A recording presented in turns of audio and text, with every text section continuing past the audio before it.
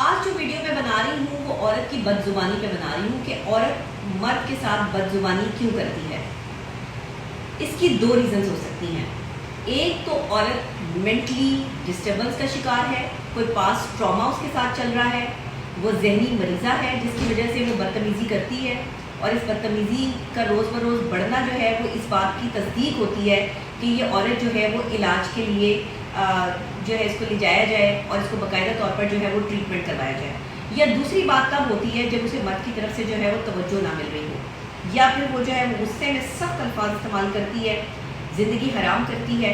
مرد کو جو ہے وہ مختلف اس کی عزت کرنا چھوڑ دیتی ہے اور بار بار جو ہے وہ اس کے جذبات کو کمزور کرنے کی کوشش کرتی ہے۔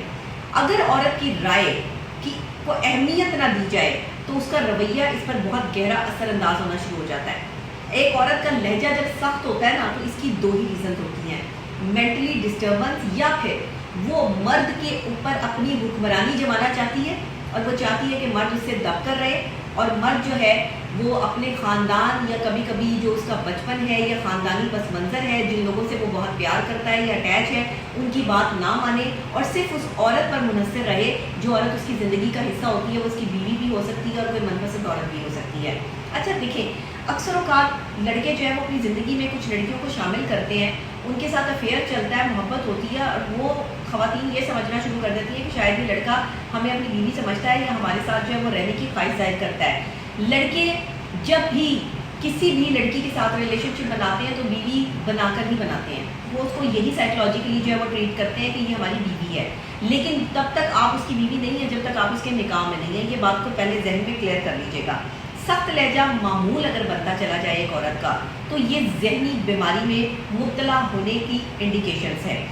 اگر ایک عورت ضروری سمجھتی ہے، بار بار یہ کوشش کرتی ہے کہ ایک مرد جو ہے اس کی تذلیل کرنا اس کا مقصد بن جائے، تو ایسی عورت ٹریٹمنٹ کے قابل ہوتی ہے، اور مردوں کا سخت لہجہ ایسی عورتوں کی طرف جو ہے وہ زیادہ ہونا شروع ہو جاتا ہے، اور پھر بات جو ہے وہ لڑائی جھگڑے اور فتنے فساد تک پہنچ جاتی ہے۔ لیکن بہت ساری جگہوں پر ہم دیکھتے ہیں کہ کچھ عورتیں اپنی دھونس اور دھمکی کی صورت میں یا اپنے آپ کو فرسٹریٹڈ جو ان کی فرسٹریشن ہوتی ہے اس کو نکالنے کی صورت میں ایک مرد کی تذلیل اس حد تک کر جاتی ہیں کہ وہ مرد جو ہے وہ پریشان ہو جاتا ہے۔ دیکھیں، ذہنی بندے کو غلام نہیں ہونا چاہیے، بندے کو ذہنی آزاد سچویشن میں ہونا چاہیے، ایک عورت کو بھی اور ایک مرد کو بھی۔ اگر آپ ذہنی غلام ہیں نا